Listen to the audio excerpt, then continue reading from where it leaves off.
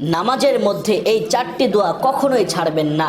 ওয়ালা দাল্লিন বলার পরে আমিন বলবেন, সামি আল্লাহু লিমান হামিদা বলার পরে রব্বানা লাকাল হামদ বলবেন, এরপরে হামদান কাসীরান তাইয়িবান মুবারাকান ফিহ এটা বলবেন, এবং দুই সেজদার মাঝখানে যে সময়টুকু রয়েছে তখন বলবেন আল্লাহুম্মা গফিরলি ওয়ারহামনি ওয়াহদিনি ওয়াআফিনি ওয়ারযুকনি।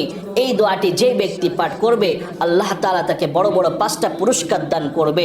1 নাম্বার, আল্লাহ তাআলা তাকে ক্ষমা করে দিবেন, আল্লাহ তাআলা তাকে রহমত দান করবেন, হেদায়েত দান করবেন, সুস্থতা দান করবেন এবং রিজিকের ব্যবস্থা করে দিবেন।